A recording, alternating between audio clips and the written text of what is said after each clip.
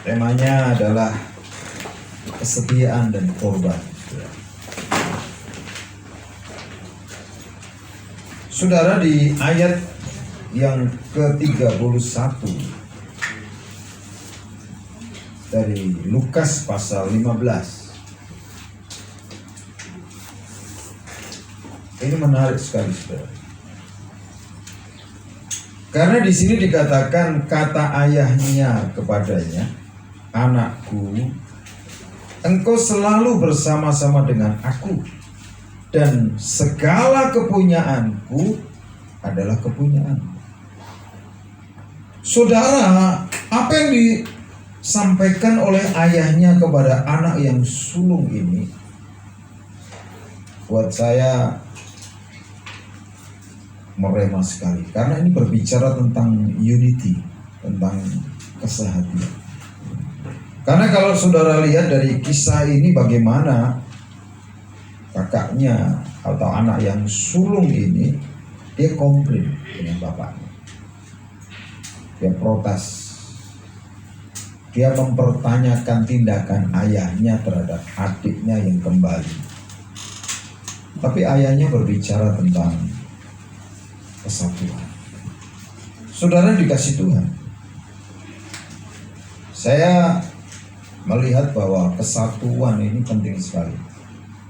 Makanya kan di gereja ini saya menghimbau, mengajak jemaat itu untuk membangun kesatuan hati.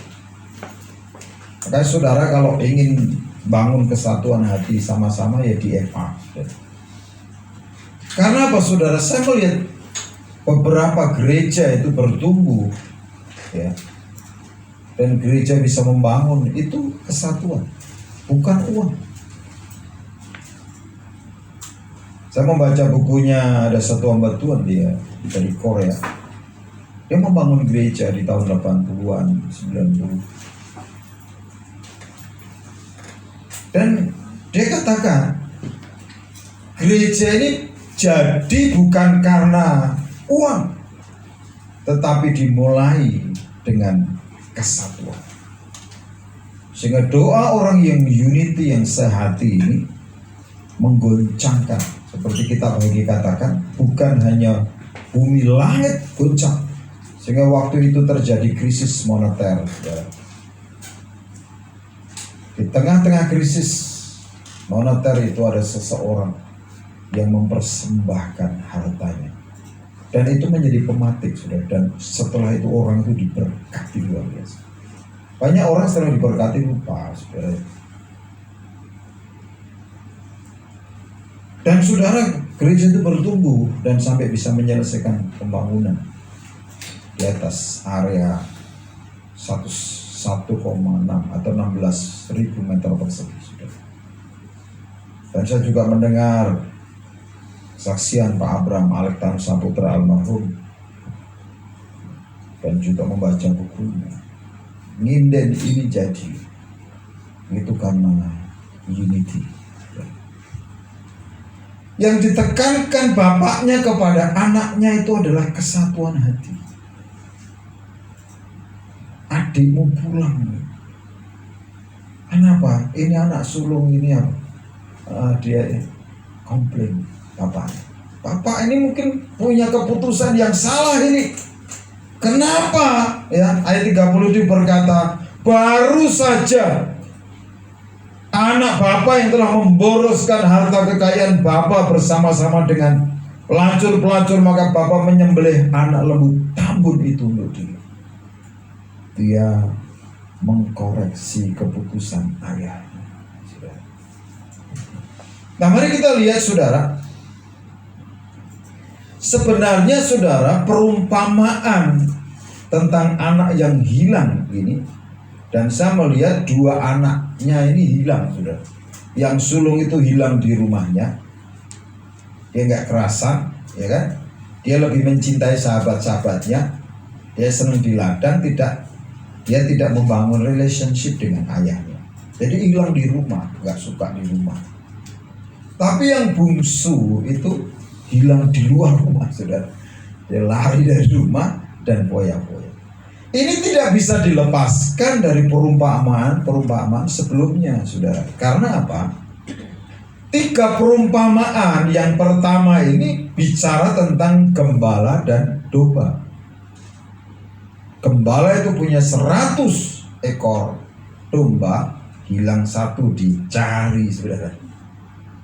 Ya kan? Kemudian perumpamaan yang kedua itu bicara tentang seorang pemilik dirham yang kehilangan 1 dari 10.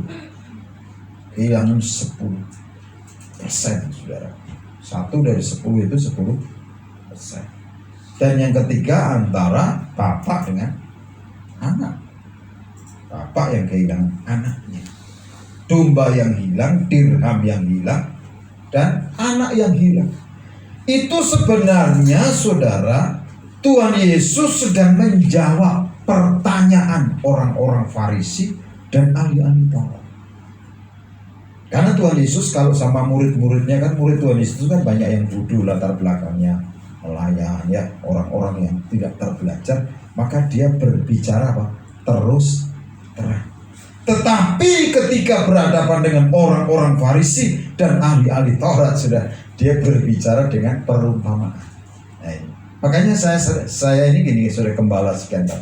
Ada orang-orang sampai tak kasih ngomong terus terang aja nggak ngerti. Ya. Saya pikir, karena ini murid Tuhan Yesus itu memang bodoh-bodoh sejak dulu, sudah. Makanya harus dimuridkan supaya pintar, saudara. Kalau orang Farisi jelas mereka. Ya, Tuhan Yesus sendiri kan berkata anak-anak dunia itu lebih cerdik terhadap sesamanya daripada anak-anak Tuhan. Saudara anak Tuhan atau anak dunia? Yang anak dunia kata, berarti saudara cerdik. Nah, yang anak Tuhan berarti saudara tidak cerdik. Lebih cerdik anak-anak dunia. Makanya pentingnya kita ini belajar. Kita pentingnya dimuridkan. Pentingnya ikut som itu supaya apa? Supaya pintar, saudara.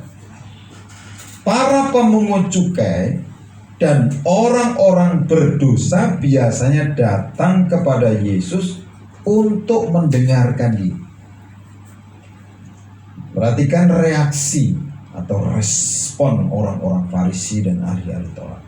Maka bersungut-sungutlah orang-orang Farisi. Jadi orang Farisi ini begini, saudara. Ini orang yang hidup pada zamannya itu adalah hidup menurut Taurat tapi juga tradisi. Jadi dia mengikuti tradisi, saudara. Contoh aja, saya banyak orang Kristen yang mengikuti tradisi ya. Ya kalau ya terbiasa mempertanyakan, kenapa WL-nya kok nggak pakai jas? Kan biasanya itu. Atau nggak pakai putih-putih, karena orang latar belakang dari gereja yang putih-putih, saudara kan? Itu tradisi gereja. Seringkali banyak orang tabrakan itu di tradisi, bukan esensi bergereja, tapi tradisi gereja. Ini orang-orang yang tradisi ahli Taurat akhirnya mempertanyakan, masa imam Yahudi, ya kan? Yesus itu kan rabi, kenapa dia ini kumpul sama pemungut cukai dan orang-orang berdosa? Dan juga ahli-ahli Taurat, ini ahli sudah. Makanya kalau dengan ahli itu bicaranya dengan perumpamaan saja sudah tahu gitu. Ya kan? Kalau dengan murid-murid Tuhan itu kan harus dijelasin berkali-kali. Saudara tak tanya ya, saudara hari ini dengar khotbah, kalau memang saudara pintar, ketika FA hafal semua. Kalau saudara tidak mudeng, ya itu buktikan, itu adalah buktinya bahwa saudara perlu orang lain yang mengingatkan. Belum ahli, saudara. Kalau di FA kan saya sering kali dengerin dulu kan gembala FA, giliran ini dengerin. Oh iya, ini mudeng ini sedikit 20%, ini meleset, gitu kan, saudara? Ya kan, saya kan namanya penilai, saudara, nilai nengok FA. Itu satu tanda bahwa saudara sebagai murid Tuhan itu perlu belajar. Tapi saudara, Yesus berbicara di depan ahli-ahli Taurat. Jadi terbiasa. Ini saya menarik sekali kan, Tuhan Yesus menghadapi ahli-ahli Taurat. Dia berkata begini, ia menerima orang-orang berdosa dan makan bersama-sama dengan mereka. Jadi yang dipersoalkan itu bukan masalah makannya. Ya, dipersoalkan itu sebenarnya bukan masalah makanan. Jadi jangan suka mempersoalkan makanan. Tapi kenapa Yesus ini kok makan bersama dengan mereka? Sehingga mereka ini bersungut-sungut. Saudara, di dalam 1 Korintus 10 kan dituliskan bahwa orang-orang yang bersungut-sungut itu, yang mati karena bersungut-sungut itu lebih banyak daripada orang yang menyembah berhala, daripada orang yang berbuat cabul. Itu Rasul Paulus menceritakan kejadian waktu bangsa Israel keluar dari tanah Mesir. Nah, situasi pandemi ini, saudara, orang Kristen tuh banyak yang bersungut-sungut, termasuk saudara. Kalau ngaku tapi saudara ya. Nah saudara, padahal sebenarnya pandemi ini, saudara, pandemi ini sebenarnya kan menguji kita. Ini betul kegelapan. Tuhan sudah berkata bahwa kegelapan akan menutupi bumi, tapi terang Tuhan terbit atasmu. Jadi nggak usah nutupi kegelapan, saudara. Kenapa mesti takut dengan kegelapan? Nyalakan terangmu saja. Carilah Tuhan dengan sungguh-sungguh. Nah, saya cerita kan, saya tidak pernah nutupi pandemi, tongkeng pandemi, udah biarin aja.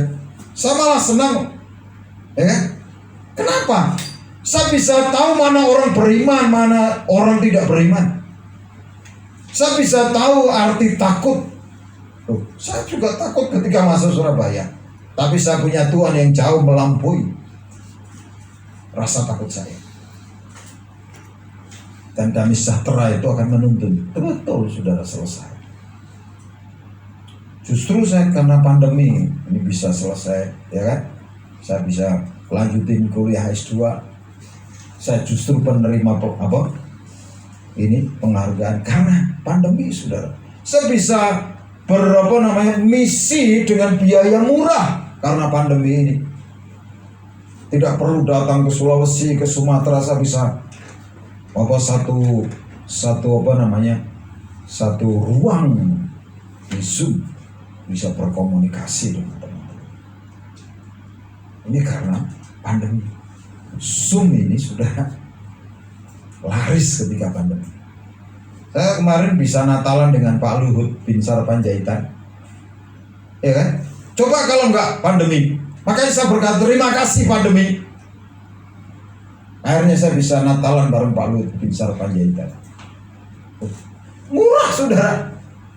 Kalau enggak, saudara, biaya ke Jakarta aja berapa? Natalan di mana, saudara? Saya dapat, ada satu teman ya di Jakarta, dia ketua BKAG, yang dia support Alkitab ke saya. Dia kasih undangan 5 orang. Saya dan tak undang teman-teman yang ada di Semarang. Bisa ketemu teman-teman yang ada di Amerika, di Eropa, itu karena pandemi. Saudara, tergantung cara memandang hidup. Kalau saudara bisa menangkap rencana Tuhan dalam hidup kita, saudara akan melihat dengan cara pandang Tuhan. Karena firman Tuhan berkata, kegelapan akan menyelimuti bumi, tapi terang Tuhan terbit atasmu. Hanya orang yang belum mengalami Tuhan saja yang takut dengan kegelapan. Karena kalau kita ini terang, saudara, mana kita takut kegelapan? Jadi nyalakan terang. Makanya Natal itu kan bawa lilin ya, nyalakan lilin itu sebenarnya simbol saja. Nyalakan terangmu. Jangan kutuki kegelapan. Biarkan. Ini saudara, banyak orang itu mengutuki kegelapan. Tapi mari buat keputusan benar, menyalakan terang kita. Amin. Ini saudara, tahun depan akan lebih problem saudara. Karena apa? Tuhan sudah berbicara kok. Dia akan menggoncangkan, bukan hanya bumi, langit akan digoncang. Akan banyak orang alami masalah perekonomian. Saya kan mendengar kesaksian beberapa orang-orang pelaku usaha ketika itu kan Natalnya full gospel businessman, para businessman, kemudian undang dirjen, undang menteri, saudara. Ada satu kesaksian dari presiden chapter dari full gospel berkata, ketika pandemi yang saya lakukan itu hidup benar. Saya tidak pernah mengurangi persepuluhan saya ke gereja saya. Saya tidak pernah memecat karyawan saya. Saya tidak pernah mengurangi gaji karyawan saya. Dia berkata begitu. Tetapi memang omset saya itu turun 80%. Tapi ketika saya itu melakukan hal yang benar, dia kesaksian. Tuhan itu buat mujizat. Karena dia bekerja di farmasi, saudara. Dia di bisnis farmasi. Dan dia berkata, hari ini saya bisa berkata, Tuhan itu baik. Dia mengubah semua kerugian, dia gantikan dengan keuntungan yang besar. Kenapa? Dia tidak mengurangi. Nah, seringkali banyak orang mengatakan, kan berhikmat dong, karyawan singkirkan. Ya kan? Mereka butuh makan. Tapi Tuhan itu selalu berpihak sama orang benar, saudara. Saya kasih tahu, berpihak sama orang benar. Kesaksian, ini pelaku usaha banyak sekali. Dan saya akan memprediksi dengan kekelaman yang akan terjadi di tahun-tahun depan, orang akan berseru. Karena janji Tuhan berkata, barang siapa berseru kepada nama Tuhan, dia akan diselamatkan.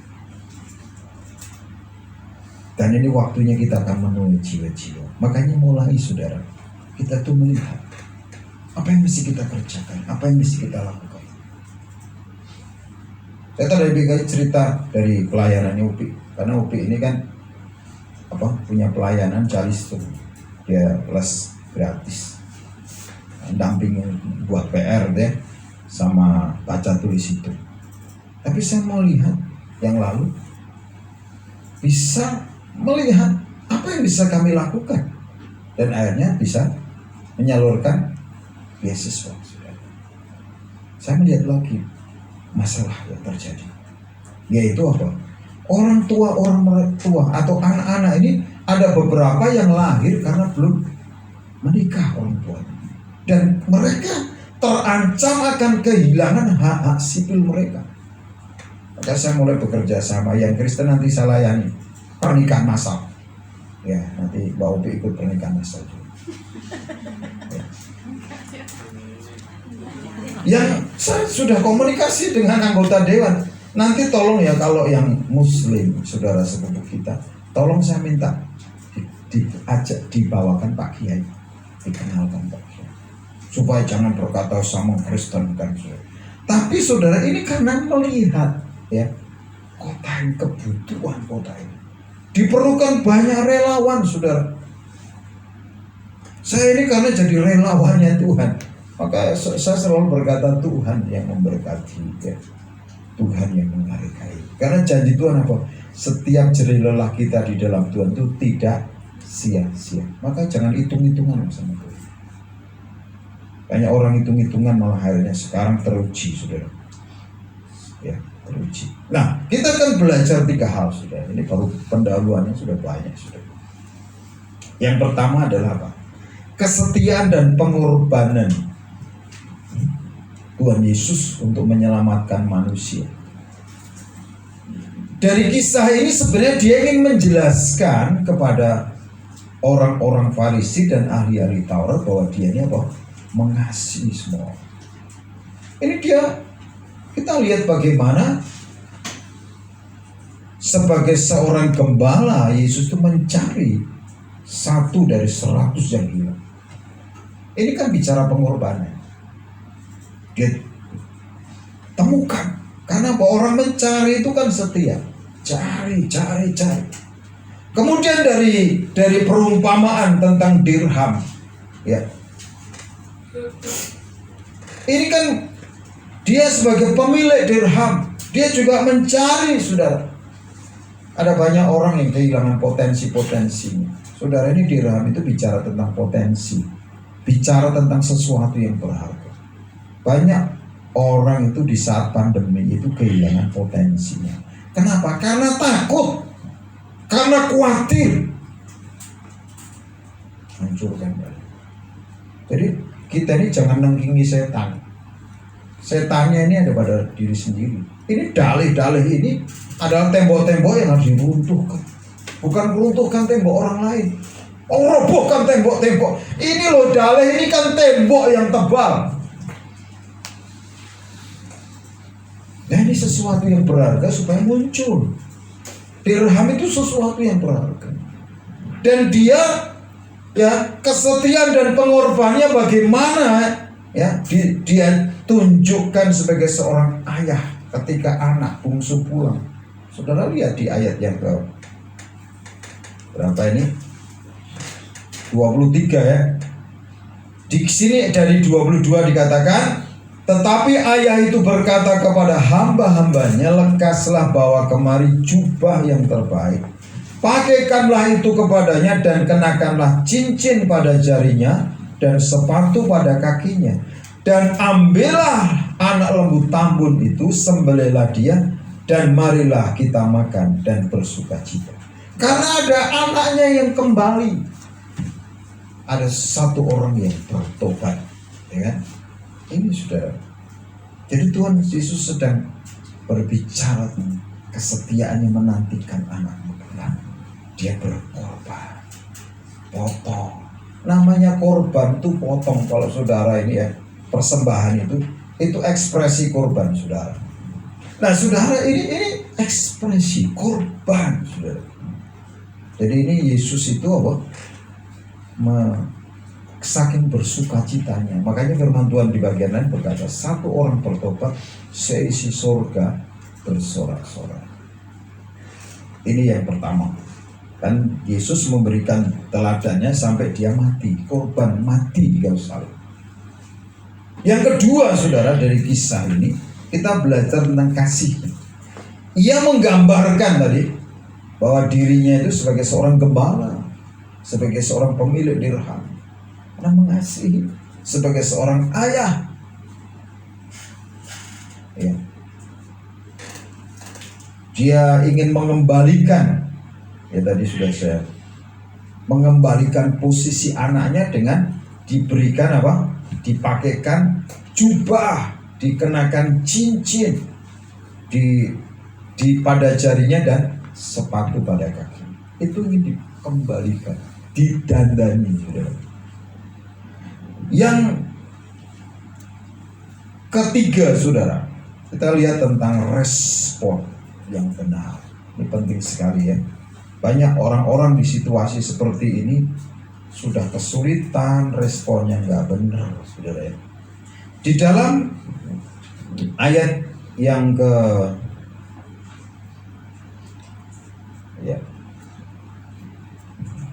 13 ya, ini respon yang benar dari si bungsu setelah habis-habisan. Itu menjadi bukti tindakan pertobatannya. Tapi setelah habis-habisan, ada banyak orang habis-habisan yang sudah bertobat ya. Tapi mari kita lihat poin yang ketiga ini ya. Kita lihat ayat 13. Beberapa hari kemudian anak bungsu itu menjual seluruh bagiannya itu, lalu pergi ke negeri yang jauh. Di sana ia memboroskan harta miliknya itu dan hidup berfoya-foya. Telah dihabiskannya semuanya.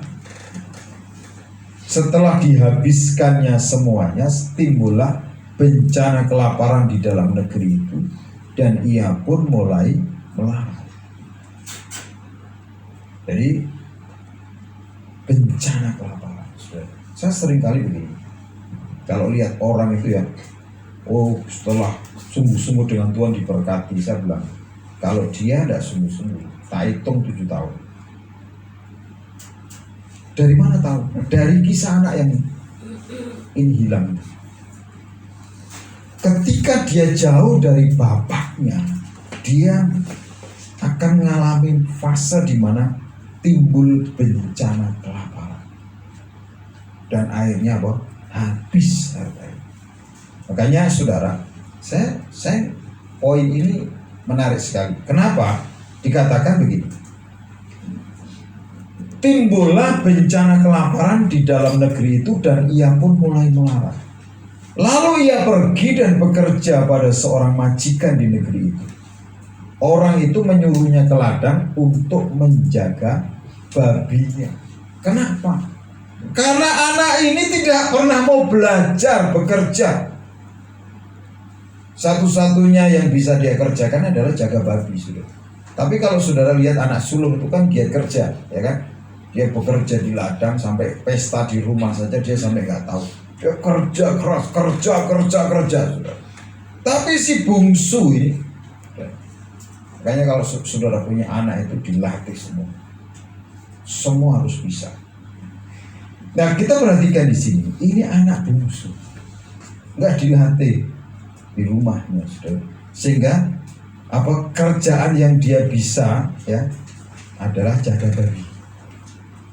Karena ditanya, kamu tamatan apa? Ya kan? Ini, kamu bisa apa? Ya saya belum punya pengalaman kerja. Ini saudara. Ya udah kamu jaga babi. Nah saudara, ini poin penting sekali. Ayat 17 ini ya. Setelah di ayat 18 dikatakan apa? Lalu ia ingin mengisi perutnya dengan ampas yang menjadi makanan babi itu, tetapi tidak seorang pun yang memberikannya kepadanya. Lalu ia menyadari keadaan. Saudara, mulai hari ini coba sadari keadaan. Ini penting sekali. Katanya, betapa banyaknya orang upahan Bapakku yang berlimpah-limpah makanannya, tetapi aku di sini mati kelaparan. Kalau orang yang sudah mengalami kelaparan nggak bisa makan, itu mestinya sadar. Kesadaran ini kan penting. Sehingga dia berkata apa? Ayat yang ke-18, aku akan bangkit dan pergi kepada Bapakku dan berkata kepadanya, Bapa, aku telah berdosa terhadap surga dan terhadap Bapa.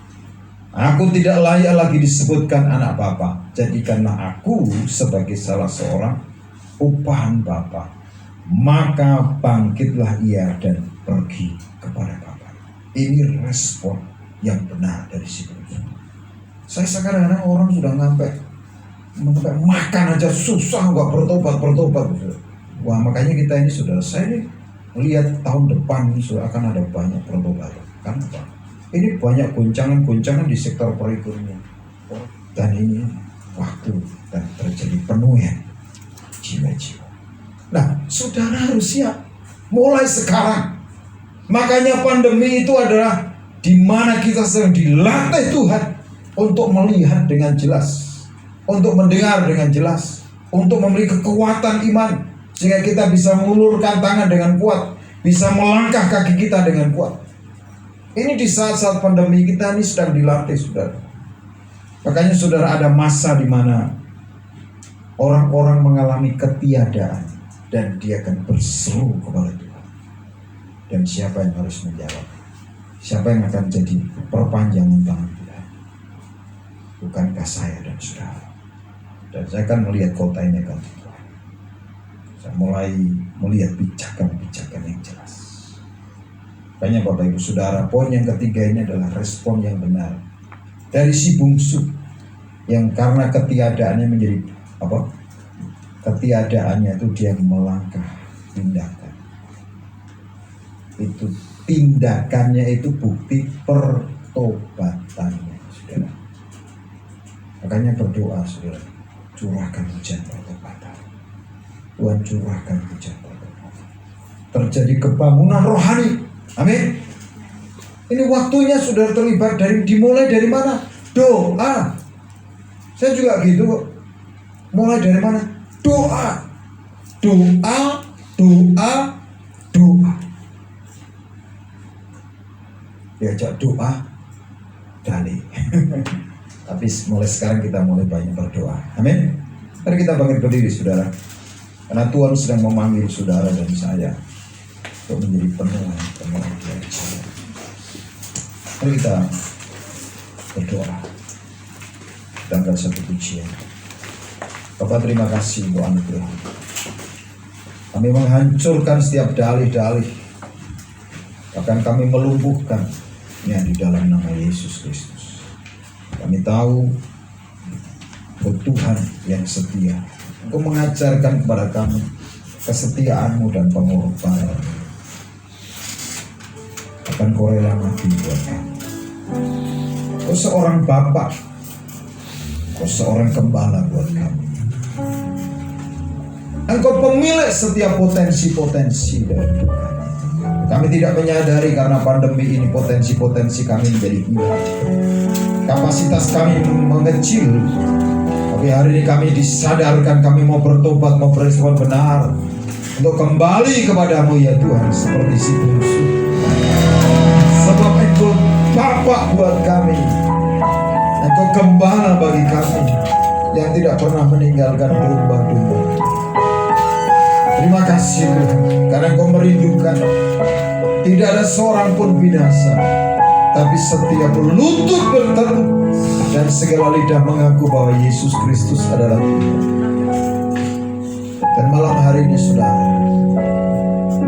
mungkin tidak menyadari bahwa selama pandemi ini ada banyak potensi-potensi saudara yang hilang. Tanpa menyadari, ketakutan itu merenggut potensi saudara. Kekhawatiran itu merenggut potensi saudara. Tapi malam hari ini Tuhan mau memenuhkan hidup saudara, mau mengembalikan saudara seperti panggilan yang semula. Karena saudara dan saya dipanggil serupa dari segambar dengan Allah. Dia mau mendandani kita. Dia mengenakan jubah yang maha indah, cincin dan juga sepatu. Ini bicara tentang otoritas. Berapa banyak orang kehilangan otoritas. Dia takut dengan keadaan, takut dengan situasi, kehilangan otoritas.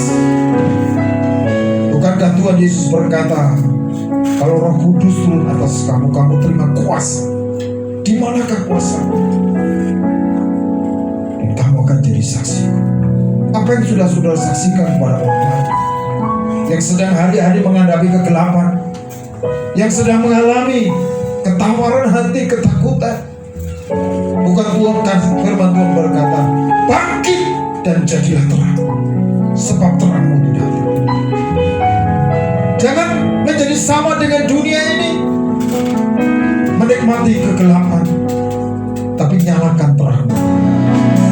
Bangkitkan kembali, karuniakan kembali roh iman itu, roh iman, dan berkaya umatmu dengan hikmat, dengan pengertian dan pengetahuan. Sebab mereka tidak gagal untuk memperoleh apa yang Tuhan janjikan. Dan dengar saudara, Tuhan memperlengkapi engkau dengan kuasa, dengan hikmat dan akal budi. Dia tidak pernah meninggalkanmu menjadi piatu. 1 dari 100 domba yang hilang dia cari supaya kembali. 1 dari 10 dirham yang hilang dia cari kembali. 1 dari anak yang hilang dia nantikan kembali. Tuhan menantikan pertobatan orang-orang yang tersesat. Tapi seringkali Tuhan izinkan kekurangan, ketiadaan pada diri supaya dia bertobat dan sadar. Kalau saudara menyadari hari-hari ini padang gurun yang saudara lewati, cukup saudara lakukan kembali kepada Tuhan. Dan di sanggup memberikan semua yang saudara perlukan.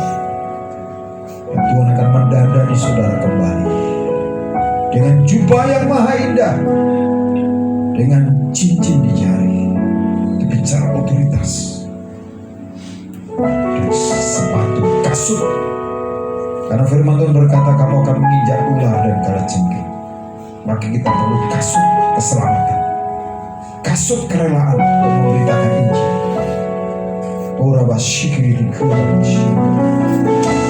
Haleluya. Terima kasih Tuhan buat malam ini. Terima kasih buat hari ini. Terima kasih buat sepanjang minggu ini. Kami tidak lupa untuk ibadah Natal hari Jumat pagi dan siang. Kami percaya Tuhan akan mengerjakan perkara-perkara yang besar dan besar. Amin. Dan ibadah minggu depan, mulai minggu depan pagi dan siang dalam anugerah Tuhan. Karena apa yang dari Tuhan itu tidak pernah kembali dengan sia-sia. Dia akan mengerjakan perkara-perkara yang besar dan ajaib dalam hidup kami.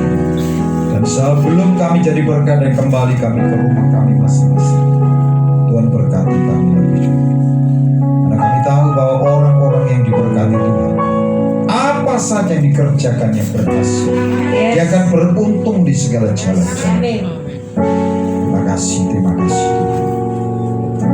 Mari angkat kedua belah tangan dan arahkan hatimu kepada Tuhan. Orang masyarakat dan sekarang terimalah berkat, anugerah, damai sejahtera dan sukacita yang berlimpah-limpah dari Bapamu di surga. Kasih sayang Tuhan Yesus Kristus, Dia telah buktikan, Dia curahkan darahnya bagimu, supaya semua berkat yang dijanjikannya kepada Abraham, kepada Ishak dan kepada Israel itu digenapkan dalam hidupmu, keluarga rumah tanggamu, usaha pekerjaanmu, studi kuliah pelayananmu, dan Tuhan membuatmu berhasil, berkelimpahan dan berkemenangan. Jangan seorang pun menjadi takut, khawatir, gentar, tapi percayalah Roh Kudus menyertai kita semua.